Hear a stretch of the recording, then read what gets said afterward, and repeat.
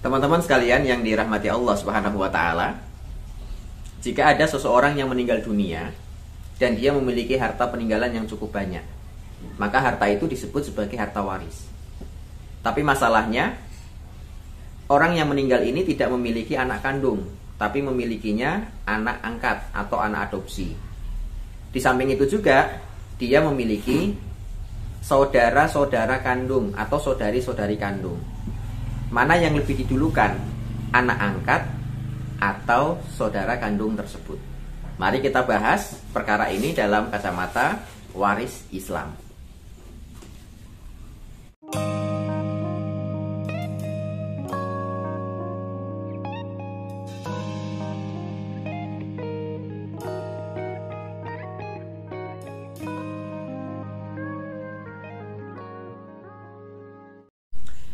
Bismillahirrahmanirrahim.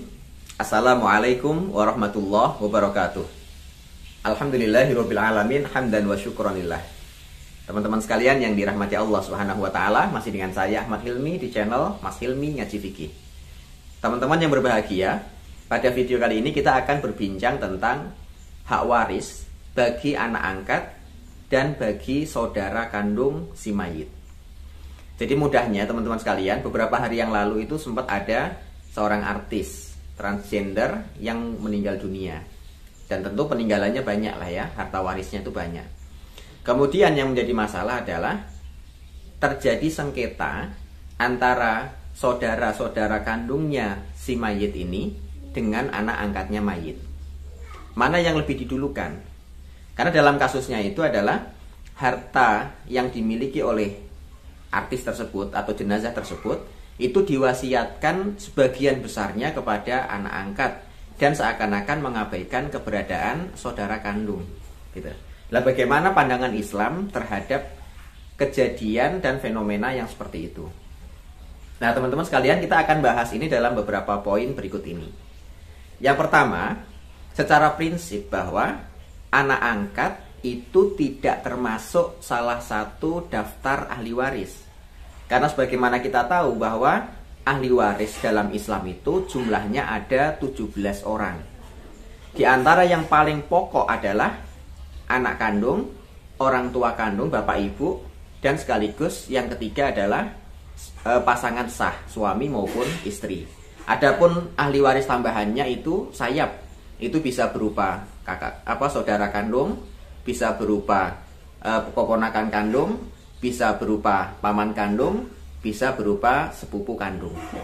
Nah, tapi yang paling utama tadi itu 3. Nah, dari sekian jumlah ahli waris yang ada itu ternyata anak angkat tidak termasuk orang yang bisa menerima harta peninggalan si jenazah melalui instrumen waris Islam.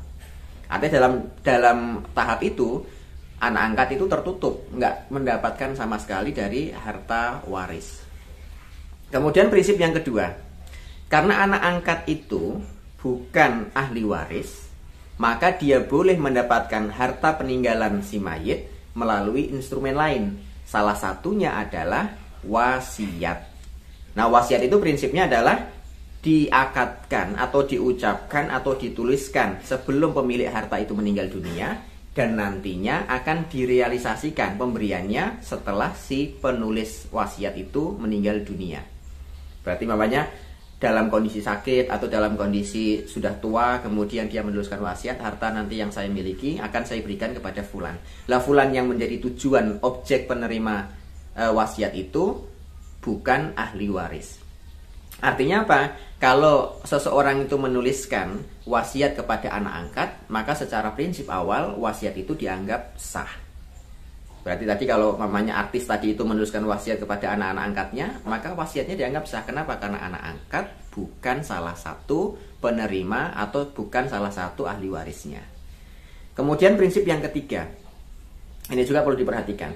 Sekalipun anak angkat itu boleh mendapatkan harta peninggalan melalui instrumen wasiat, namun wasiat yang diberikan kepada siapapun secara kumulatif tidak boleh melebihi 1/3 dari keseluruhan harta yang ditinggalkan mayit tersebut. Namanya artis tersebut tadi itu dia memiliki harta peninggalan setelah wafat itu disinyalir mendapatkan keseluruhannya adalah 9 miliar. Maka harta yang boleh diwasiatkan tidak boleh lebih dari 3 miliar. Kenapa? Karena 3 miliar itu adalah maksimal dari 1/3 harta keseluruhan. Nanti kalau kita bilang prinsip awal memang boleh menerima wasiat, tapi wasiat itu tidak boleh lebih dari 1/3 dari keseluruhan harta yang ditinggalkan oleh mayit. Nah, bagaimana kalau ternyata wasiat itu hampir keseluruhan harta?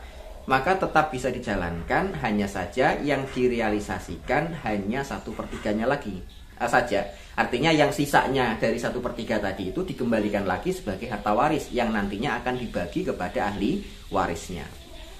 Kemudian prinsip yang keempat, ketika yang sedang berkisruh atau bersengketa tadi itu adalah saudara kandung, memang sudah benar karena saudara kandung itu termasuk ahli waris.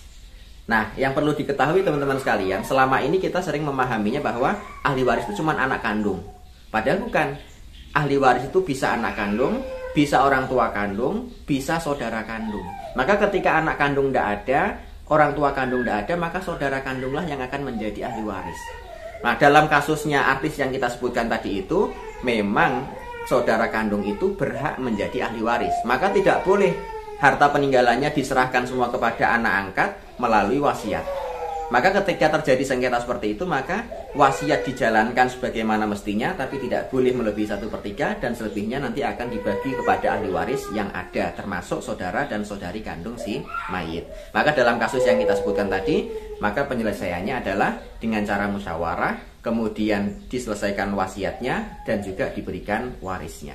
Demikian yang dapat kami sampaikan. Aku qouli hadza, astaghfirullah li wa lakum. Assalamualaikum warahmatullahi wabarakatuh.